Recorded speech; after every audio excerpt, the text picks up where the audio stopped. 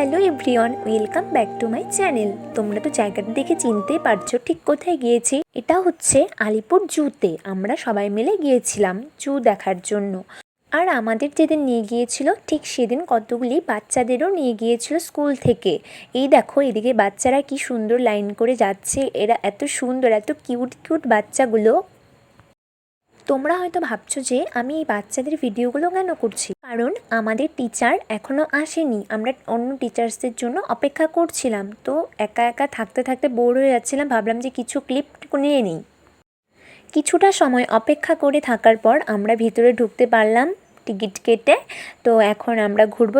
আর চিড়িয়াখানাতে তো আমরা সবাই গিয়েছি, তাই না? ছোটোবেলায় তো অনেক চিড়িয়াখানাতে ঘুরতে গিয়েছিলাম, তবে যেটা দীর্ঘদিন বইয়ের পাতায় পড়ে এসেছি যে আলিপুর জু, সেটাতে যে এত তাড়াতাড়ি যেতে পারবো ভাবতে পারিনি। তবে যাই হোক, এই চিড়িয়াখানাটা কিন্তু অনেক বড় ছিল।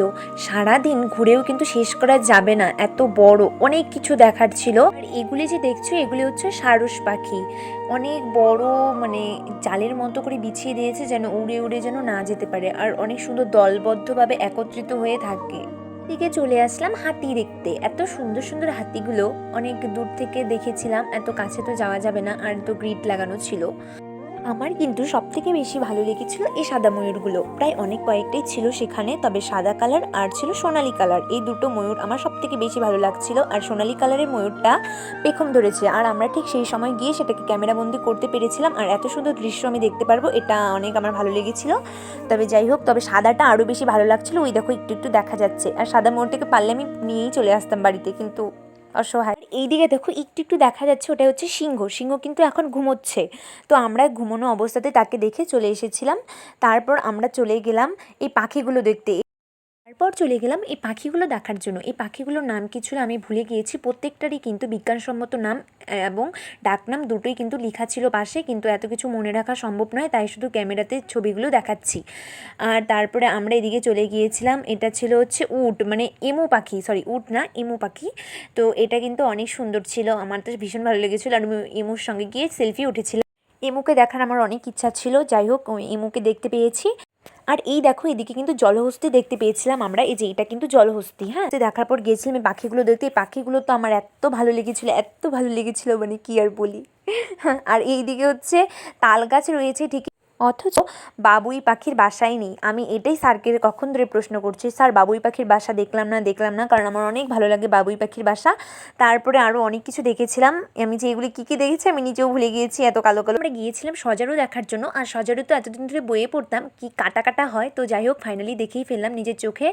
গিয়ে স্পর্শ করতে যাবো কি, ভয়ই তো লাগে। আর তারপরে এটা ছিল হচ্ছে শিয়াল। শিয়ালের মধ্যে কিন্তু অনেক ভ্যারাইটিস ধরনের শিয়াল ছিল, খ্যাক শিয়াল, আরও কী কী শিয়াল ছিল, যাই হোক। আর ওদের বিজ্ঞানসম্মত নাম ছিল, তাদের ডাকনাম ছিল অনেক। আর তারা ঠিক কী কী খায়, তাদের বিজ্ঞানসম্মত নাম সব কিছুই কিন্তু পাশে ইনস্ট্রাকশন দেওয়া ছিল একটা প্লেটের মধ্যে। কিন্তু এত কিছু ক্যাপচার করা সম্ভব হয়নি, অনেক কিছু দেখেছিলাম। আর সব বন্যপ্রাণী কিন্তু এখন বিলুপ্তর পথে। আমরা যখন আগে ছোটোবেলা বইয়ে পড়তাম যে সুন্দরবনের দক্ষিণ চব্বিশ পরগনা রয়্যাল বেঙ্গল টাইগার, এটা অনেক জনপ্রিয়। আর আগে তো দেখাও যেত, কিন্তু এখন তো আর দেখা যায় না, কারণ হচ্ছে সবাই বিলুপ্ত হয়ে যাচ্ছে। আর আমরা জানি ভারত বন্যপ্রাণী সুরক্ষা আইন 1972 আর জীববৈচিত্র্য আইন 2002। এই বন্যপ্রাণী সংরক্ষণের সঙ্গে সঙ্গে আমাদের জীববৈচিত্র্য সংরক্ষণও কিন্তু একটি গুরুত্বপূর্ণ বিষয়। IUCN দ্বারা প্রকাশিত রেড ডাটা বুক বা হচ্ছে গ্রিন ডাটা বুক, যেগুলো আমরা পড়ে এসেছি, এক্স সিটু সংরক্ষণ, ইন সিটু সংরক্ষণ, conservation of biodiversity by IUCN। তো এই সংস্থাটি দ্বারা জীববৈচিত্র্য সংরক্ষণ বা প্রজাতিগুলির যে ঝুঁকি সংক্রান্ত বিষয়গুলি, সেগুলির দিকে নজর দেওয়া উচিত। আমি জানি না কে কারা বা এইসবের দায়িত্ব নিতে পারবে, কিন্তু সত্যি এইগুলো বাঁচানো অনেক দরকার, তাহলে আমাদের পৃথিবীটা অনেক সুন্দর থাকবে। এরা ছাড়া যেমন পৃথিবী অসুন্দর, তেমনই জীববৈচিত্র্য ছাড়াও বা এই বন্যপ্রাণী ছাড়াও কিন্তু আমাদের পৃথিবী অসুন্দর। আর এখানে যে কাচের মধ্যে দেখছো, এগুলি কিন্তু অনেক ধরনের কিন্তু সাপ ছিল এখানে, আমি জানি না সাপগুলির নাম কি। আর এটা ছিল গুই সাপ না কি বল, না না সরি এটা হচ্ছে গিরগিটি। কি ভয়ঙ্কর ভয়ঙ্কর জিনিস, এগুলি একটু ভয় ভয় লাগে। সাপ দেখার পর আমরা চলে গেলাম হরিণ দেখতে। তো হরিণের সেখানে গিয়ে দেখি যে অনেক প্রজাতির হরিণ সেখানে ছিল। তো সবথেকে আমার যে প্রজাতিটাকে আমার ভালো লেগেছিলো সেটা ছিল কৃষ্ণসার হরিণ। আর হরিণটা কিন্তু অনেক মায়াবী হয়। আর কৃষ্ণসার হরিণের ক্লিপগুলো আমি তুলেছি, কিন্তু অনেক ছিল, অনেক এত সুন্দর সুন্দর। আর কতগুলো হরিণের তো দেখি মানে শিংগুলি গাছের ডালের মতো, এত বড় বড় শিং, অনেক ভালো লেগেছিলো। ওগুলি জানি ওই হরিণগুলি হচ্ছে অনেক বৃদ্ধ হরিণ। এত কিছু দেখতে পারবো সত্যি মনটা অনেক খুশি হয়ে গিয়েছিল। এটা হচ্ছে তৃতীয় দিনের দিন আমরা এগুলি দেখেছিলাম কলকাতাতে। আর এখানে তো হরিণের পুরো একদম ঝাঁক ছিল, এত সুন্দর। আর একটা হরিণের ওপরে একটা পাখি গিয়ে বসেছিল, কত সুন্দর একত্রিত হয়ে থাকে। আর এই দিকে আমি দেখেছিলাম একটা বাঘ এত সুন্দর করে ঘুমোচ্ছিল। আর এই গাছটার নিচে অল্প আমরা বসেছিলাম। আর এটা কিন্তু ময়ূর না, আমি প্রথমে গিয়ে ভেবেছিলাম হয়তো এটা ময়ূর, কিন্তু এটা ময়ূর না, ময়ূরের মতো দেখতে, কী যেন নাম ছিল ভুলে গেছি। তো যাই হোক, আর এইখানকার ভিউটা যে এত সুন্দর ছিল না, এখানে ফটো তুললে অনেক ভালো হতো। ওই দেখো জেড ফর জেব্রা, কি সুন্দর সাদা কালো ডোরা ডোরা দাগ কাটা জেব্রা। তারপর আমরা চলে আসলাম আই লাভ আলিপুর জুতে। তারপরে এই সুন্দর পাখিটাকে দেখে অনেক ভালো লাগছিল। আর দেখলাম যে জিরাফ, আর জিরাফেরও কিন্তু অনেক ভ্যারাইটিস জিরাফ ছিল। আর এত গরম লেগেছিল, তারপরে সবাই মিলে আমরা আইসক্রিম খাচ্ছিলাম। আর আমরা এরপরে আমাদেরকে সকলকে নিয়ে গিয়েছিল ভিক্টোরিয়া মেমোরিয়ালে। তো কলকাতার ভিক্টোরিয়াতে গিয়ে প্রথম, যাই হোক এটাও বইতে পড়েছিলাম, ইভেন ছবিতে দেখেছিলাম। তারপর আমরা সত্যি সত্যিই চলে গেলাম। যাওয়ার পর আমরা ভেতরে প্রবেশ করে যাচ্ছিলাম, অনেকটা হেঁটে প্রথমে যেতে হয়, তারপরে গিয়ে দেখি এত সুন্দর ভিউটা অনেক সুন্দর ছিল। আর একটা সত্যি কথা কি, ফোনের যে ক্যামেরার মধ্যে পুরো কিন্তু ফটোটা ক্যাপচার করা যায় না, কখনো এটা সম্ভব না এই পুরো ভিক্টোরিয়াটাকে ফটো তোলা। ফোনে তো একদমই হয় না, আমি জানি না অন্য কারো ফোন থেকে হয় কিনা, কিন্তু আমার নিজের ফোন থেকে একটুকু হলো না। আর যা ভিউটা এতটা সুন্দর লাগছিল, যদি কেউ বয়ফ্রেন্ড গার্লফ্রেন্ড চায় ও সত্যি অনেক সুন্দর সময় কাটাতে পারবে।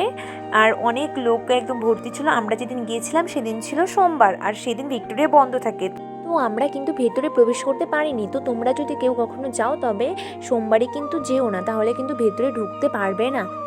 দেখো কি সুন্দর করে আমি তোলার চেষ্টা করেছিলাম, তারপরে কয়েকটি ভিডিও বানালাম এবং কয়েকটা ছবি তুললাম। তারপরে আমরা চলে যাচ্ছিলাম, মানে পুরোটা ঘুরছিলাম, ঘোরার পর চলে যাচ্ছি। আর এত সুন্দর করে তোলার চেষ্টা এত করছিলাম, কিন্তু তবুও হচ্ছিল না, অর্ধেক সাইড ওঠে তো অর্ধেক সাইড ওঠে না, এরম হয়। আর ফুলগুলো এত সুন্দর ছিল। আর আমরা তো গিয়েছিলাম শীতকালে, অনেক সুন্দর সুন্দর ফুল ফুটেছিল আর অনেক লোকে ভর্তি ছিল, এত সুন্দর ছিল না। আমার কাছে তো ডিএসএলআর ছিল না, যদি কারো ডিএসএলআর থাকতো সত্যি অনেক সুন্দর হতো ওখানে ফটোগুলো, কত সুন্দর সুন্দর। আমার অনেক আফসোস আছে এই ভিক্টোরিয়াটাকে নিয়ে। যাই হোক আজকের ভিডিওতে বলবো না। তারপরে আবার ঘুরে এসেছিলাম এই ফুলগুলোর সাইড দিয়েই, এত সুন্দর সুন্দর ফুলগুলি, ভাবলাম যে একটু ভিডিও করে নিই ফুলগুলোকে।